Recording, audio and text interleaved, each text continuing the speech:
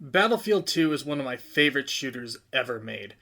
I found this game at a thrift store for only $1 a few years ago, and it quickly became one of the most fun war games I have ever played. I've no doubt that, as far as Battlefield games go, there are objectively better games, but Battlefield 2 is just the kind of game that I keep coming back to. It's just the kind of game that just oozes charm in every corner. Released in 2005, Battlefield 2 is the next evolution of Battlefield games, going from Vietnam to the modern day. Offering a plethora of modern weapons in modern locations, Battlefield 2 is effectively a sort of foundation for what Battlefield 3 and 4 would later end up doing. While Battlefield 2 lacks a single-player campaign, that doesn't stop the game from having lore, and it's kinda interesting. Basically, the story is the United States and China are at war, and somehow the Middle East are at peace with each other and are helping China. Also, NATO's involved, and Russia is, allied with NATO for some reason. The core gameplay is nothing you haven't seen in Battlefield. You have command posts, you fight with your team to capture them from your enemies. Same old, same old. What makes this one stand out to me, at least, and keep in mind, I haven't really played Battlefield 3 and up, is the commander mode. This isn't groundbreaking or anything, but it allows one player on each team to basically command the battle, giving orders to the squad commanders who then give orders to their squads. Simple stuff like telling Squad A to capture this place, or telling Squad B to defend the main command post that your team has. To its credit, the friendly AI is actually pretty decent at following the orders you give, so if you have the patience and time to learn how to use the system properly, you can effectively play this game almost like an RTS if you want to do the commander mode. It's honestly really intuitive for how simple a system it is. Though if I'm being honest, I prefer being a squad leader at most.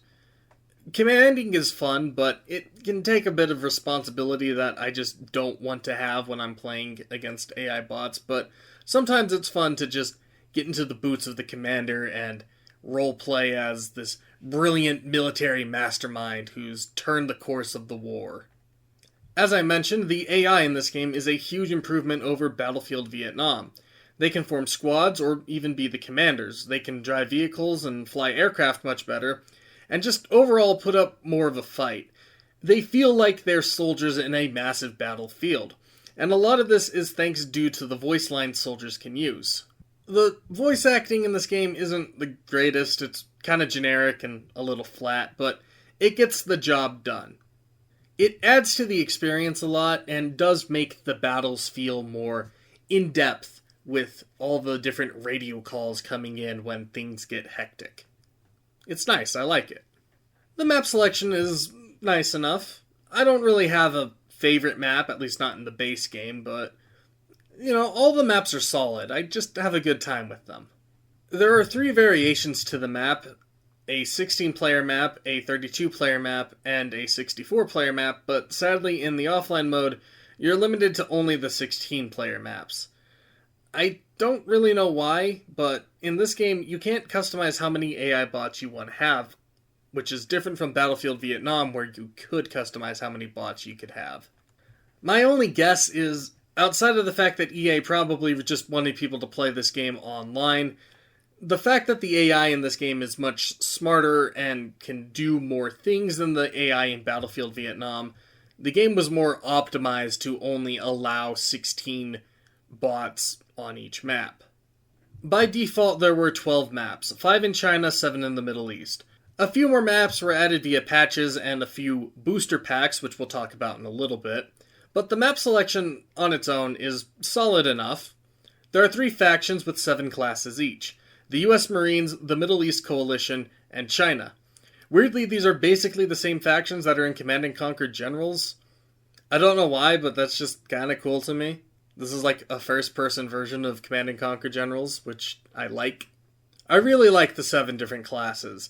It seems a little over the top, but it works really well in this game. You have your standard classes like Assault, who use underbarrel grenade launchers, Medics, who can heal the team, Anti-Tank, who blow up vehicles, and Engineers that fix vehicles.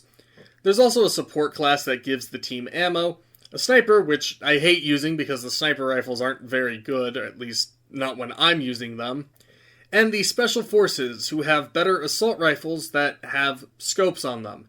They can also carry C4 and are basically a one-man army. Each faction has their own loadouts for each class, which gives them their own unique feel. It's little things like this that just add a lot to the game. The 16-player maps are also pretty fun. Like I said, I don't really have a favorite, but I just like running around or driving around in these areas, and even though it's an 8 versus 8 map, it doesn't feel small, and even with the small AI size, it still feels like a massive battle is going on.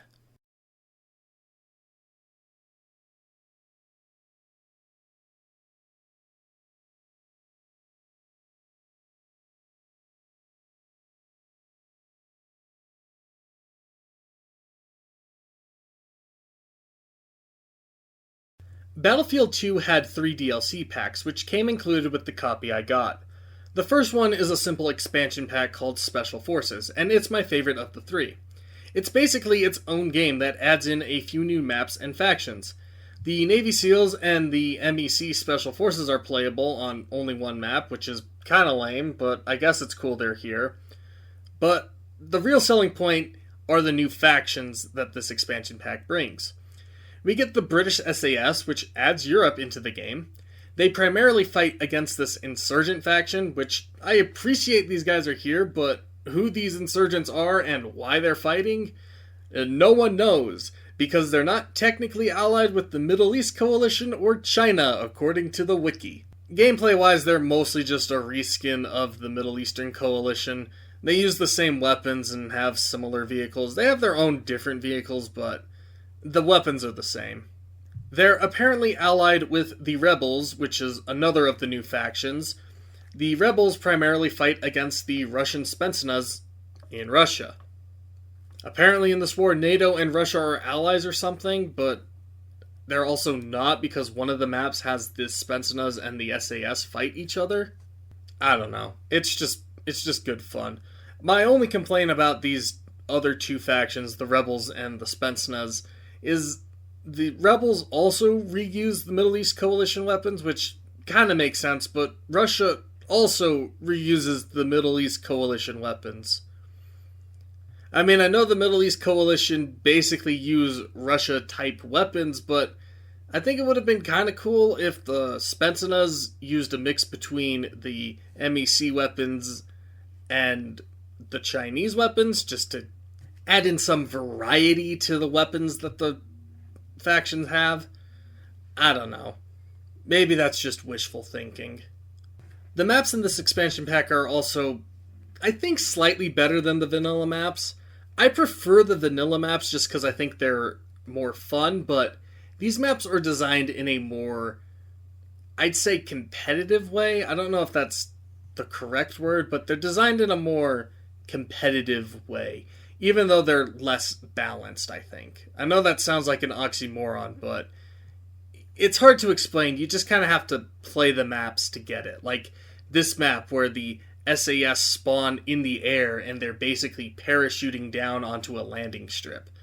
Like that's cool. I like that.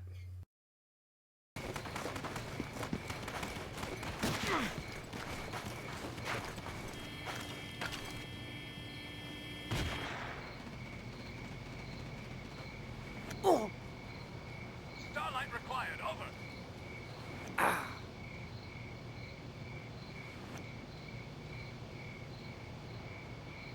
Requesting transport, my location, over. The other two expansion packs are technically just standard DLC. The first one, Euroforce, adds the European Union into the game. It took them a while, but they eventually got there. What's unique about the EU faction is that each class is meant to represent a different NATO country, which is pretty cool.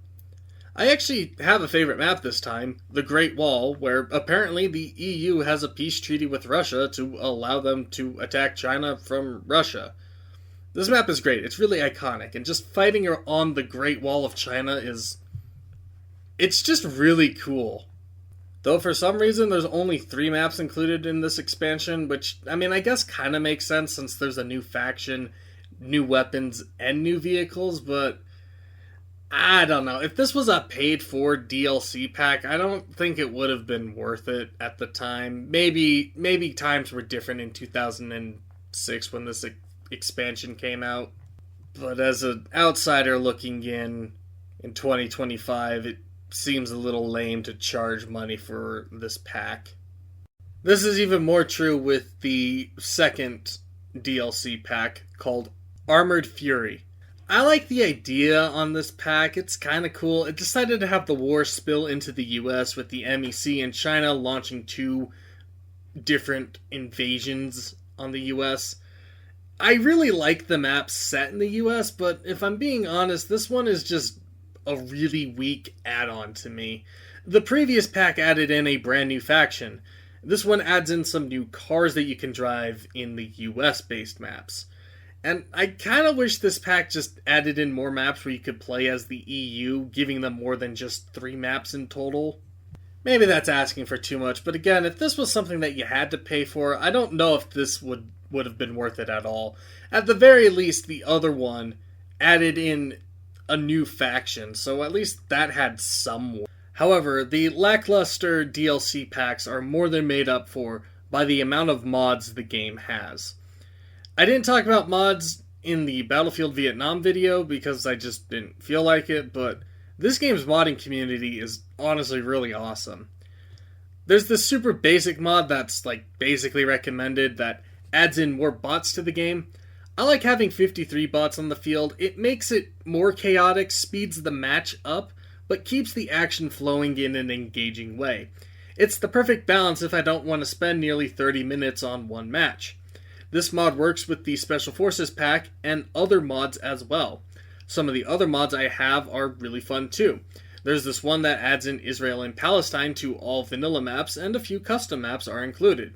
It also improves the weapons and their animations and sounds, and it really does feel like a war zone now. Same thing with the Russia and Ukraine mod. New factions on all maps, plus some custom maps as well.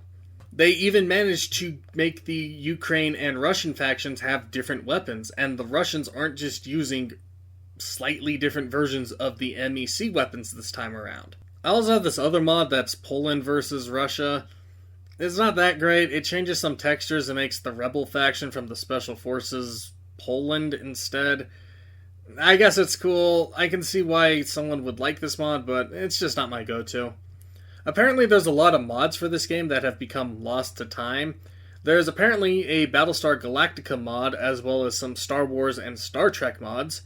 Those sound awesome, but sadly they're nowhere to be found. But regardless, I really do like the mods in this game. It just adds more without overstaying its welcome, and that's what I think a good mod is.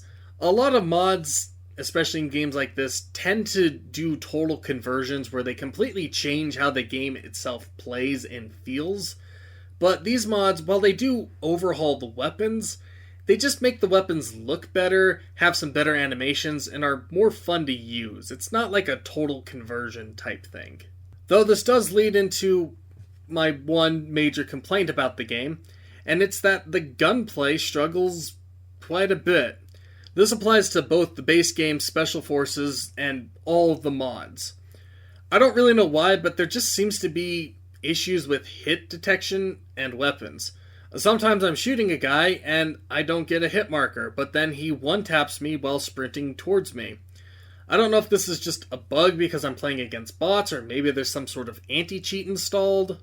So if the game detects a certain frame rate, it won't accept the hit or something. I don't really know, but it's annoying when it happens because it will screw you over for that moment it happens. But as a whole, I really like Battlefield 2. It's easily one of my favorite games, and of the 5 or so Battlefield games I've played, it's easily my favorite. I give this an 8 out of 10. It's just so much fun to play. Just drive a tank, shoot some guys, capture a flag. It's charming in its own unique way. 8 out of 10, go find a copy and go have some fun. Worth.